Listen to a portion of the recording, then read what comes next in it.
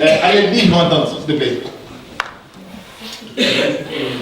Allez, lève-toi et lis fortement. Un docteur de la loi se leva et dit à Jésus pour l'éprouver, Maître, que dois-je faire pour hériter la vie éternelle? Point.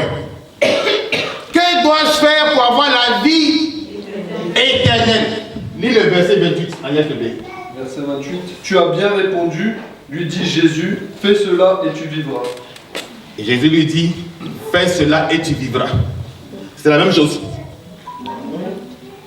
Est-ce que c'est la même chose? Non! Il y a un mot qui manque, non? Le monsieur dit, je vois Jésus pour vie éternelle. Jésus lui dit, non, tu vas vivre.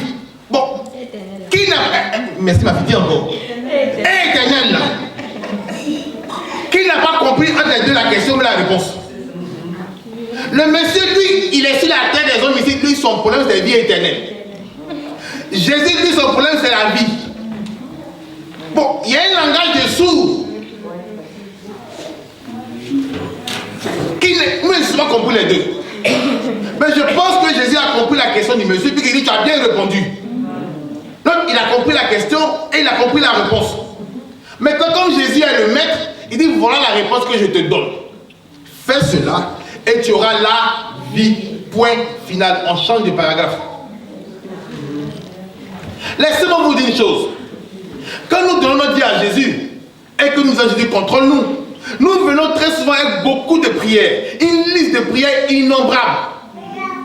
Maintenant, comme Dieu est Dieu et qu'il est éternel, ta vie, il a déjà dit ça des milliards de fois.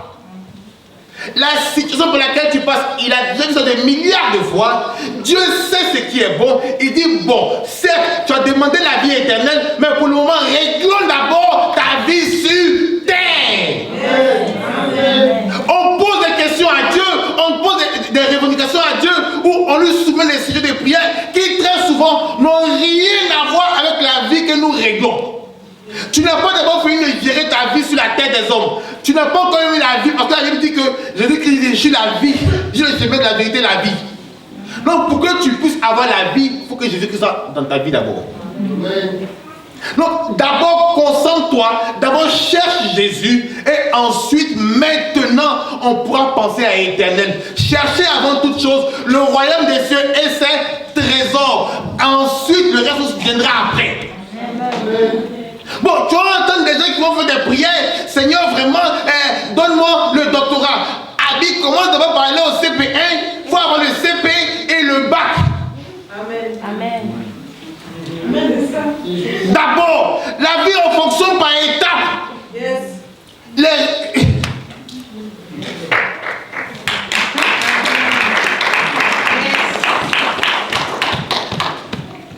Je pense à mon fils Pierre, lui, le fils de Marie-Esther. Tous les jours, maman, je vais à l'université. Bon, Pierre, lui, tu as 5 ans. On va d'abord commencer à faire l'écriture. On va faire d'abord les gribouillis, tu vas effacer. Tu vas pencher les lettres jusqu'à ce que tu puisses arriver à l'université. Et beaucoup d'entre nous, voici ce genre de prière que nous faisons. Seigneur, vraiment, tu as dit dans ta parole, il n'est pas bon pour une femme d'être seule, il n'est pas bon pour un homme d'être seul. Mais il y a une préparation à avoir avant de rentrer dans le mariage. Amen. Pourquoi Dieu qui entend 25 milliards de prières par jour, va encore toi et lui, vous n'êtes pas prêts, vous mettre ensemble, et puis tous les gens disent Dieu de prière. Seigneur, il m'a frappé, il m'a frappé. Seigneur, elle me manque de respect, je manque de respect. Seigneur, qu'est-ce que je dois faire? Bon, avec tous les seigneurs que tu dis, c'est encore, il va me donner ça encore. Eh Dieu!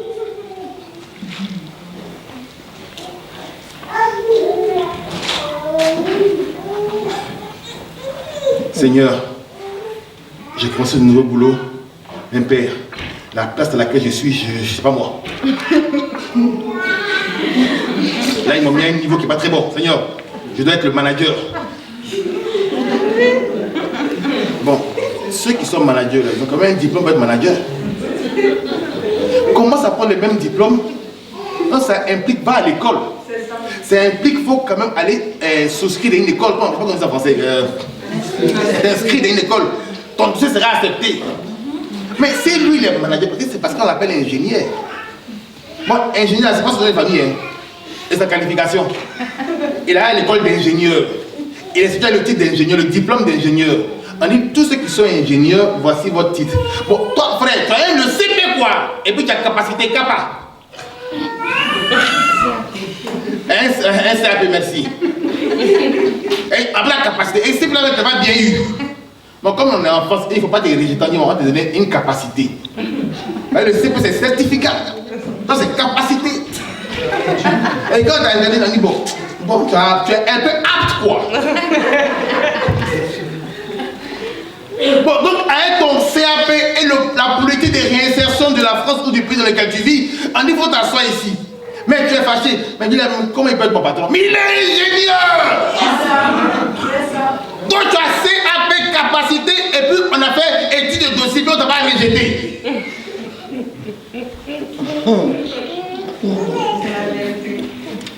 Si aujourd'hui tu as un CAP, il ne faut pas te fâcher. En France, ici, là, Pôle emploi paye l'école.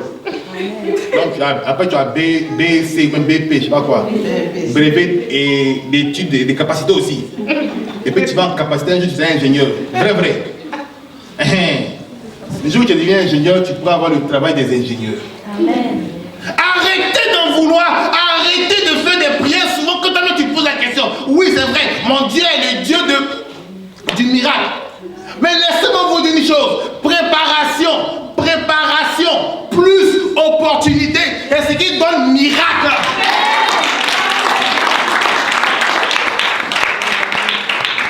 On dit il y a un poste de directeur général. Pour ce poste, il faut avoir, je sais pas moi, un bac plus 6. Est-ce que tu as le bac plus 6? Oui. À ce moment maintenant, on va prier. Pour que parmi les bac plus 6 là, c'est toi qu'on prenne. Mais frère, tu n'as pas bac plus 6 et tu vas même, ça ne te gêne pas de les dire. Inscris ton nom là-bas. Envoyez les CV poussés comme un directeur général et toi tu as mis ton CV, c'est vite que ça te dépose. Mais mon frère, gagne du temps, économise ton temps et fais des choses utiles. Et quand je viens dans le bureau, vraiment ça ne va pas. J'ai fait je travaille, je travaille.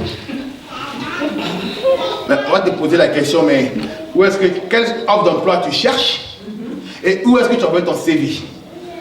Ah ben quand je suis parti là dans Indeed là, il y avait des postes de manager. Ah tu sais pour l'équipe manager?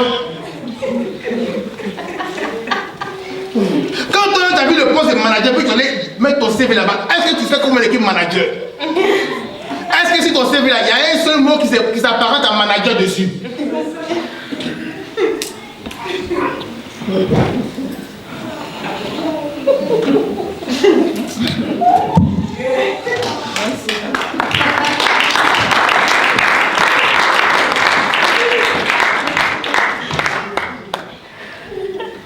Tu n'as pas encore fini de régler tes problèmes sur la tête des hommes. Tu n'as pas encore fini de savoir qui est le maître, qui est Jésus. Tu n'as pas encore accepté dans ta vie éternelle et dans ta vie de ci présente. Et ton problème c'est vie éternelle. Bon, il y a des gens, tellement qu'ils souffrent sur la terre, ils pensent que c'est l'éternité les salue. Il t'a créé d'abord pour vivre d'abord sur la terre d'abord. Maintenant, après la terre, nous aurons tous la vie éternelle pour ceux qui sont en Jésus. Mais tu as une mission sur la terre des hommes ici? N'a-t-il pas une mission sur la terre des hommes? Tu as une mission.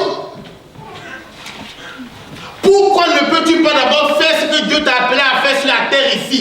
Et ton salut, la nouvelle Jérusalem, mais moi j'ai... Tu as déjà dit ça? Ah, c'est la chanter, c'est vrai, on veut y aller, mais quand même. Avant d'y aller, il faut faire un peu ce qu'il y a ici là. Ah! Moi je l'aime, mais je vais y aller. Hé, Victory! Hé, je vais y aller! Allez, on est ici d'abord! Tu n'es pas appelé à souffrir sur la terre des hommes. Fais quelque chose. Arrête de te plaindre. Arrête de te morfondre. C'est dur, rien n'est dur.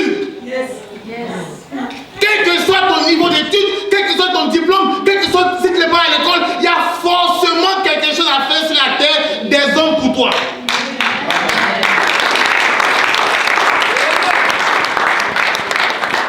Mais ils sont là, ils ne veulent rien faire de la vie. Mais quand tu leur parles, et puis ils sont très spirituels. Frère, répondez-vous, le royaume des cieux est prêt. Jésus revient bientôt. C'est vrai, il va revenir, ça on est d'accord avec ça. Mais c'est pas parce que tu manques de nourriture que tu vas donner son retour. Il n'a pas demandé que tu intercèdes pour son retour. Il dit il faut vivre sur la terre d'abord. Est-ce qu'il dit il faut vivre, fais cela et tu vivras. Vis d'abord. Il n'a pas dit survivre, il dit vis.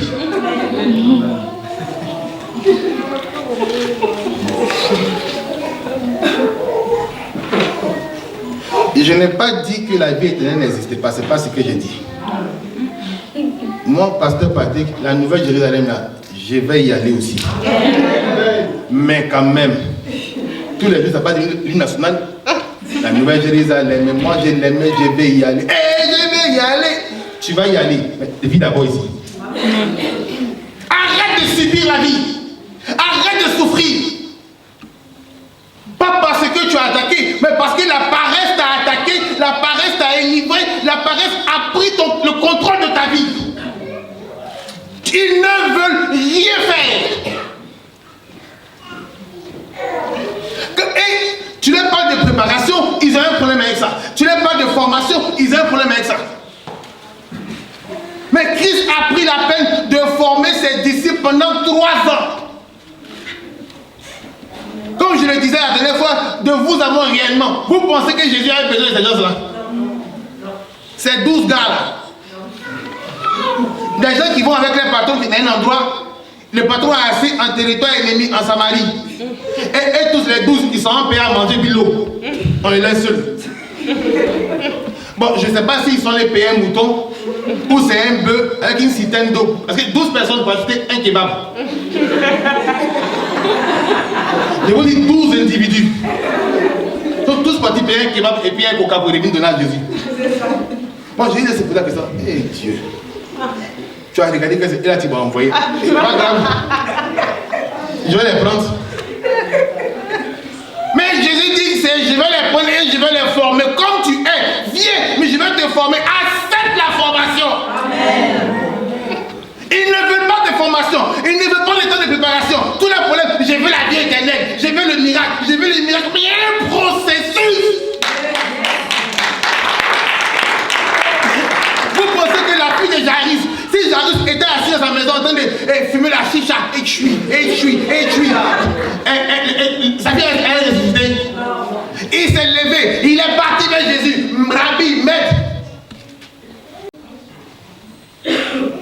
Mais on ne veut rien faire, on a assis, peinard, on connaît tous les versets. Souvenez-vous, il est éternel. Paresseux, il connaît son affaire aussi. Lui, il sait comment il gère les paresseux. Il sait comment il gère avec les prétentieux. Il sait comment il gère avec les orgueilleux. Mais comme il nous aime, il dit, toi qui es orgueilleux, attention. Toi qui es prétentieux, attention. Toi qui es paresseux, attention. Il y a des gens qui ne moissonnent jamais, mais ils veulent récolter. Où est-ce qu'on a déjà vu ça? Mais quel est le verset favori? Qui connaît? Les oiseaux du ciel, les moissonnent.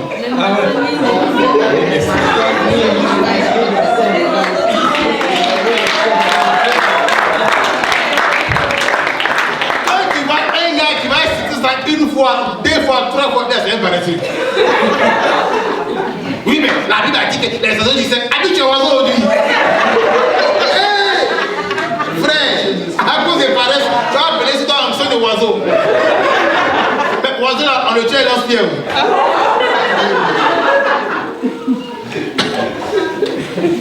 Je ne comprends pas. Il faut travailler. Il faut faire quelque chose de ta vie. Arrête de prendre les exemples bizarres. D'accord. Alléluia.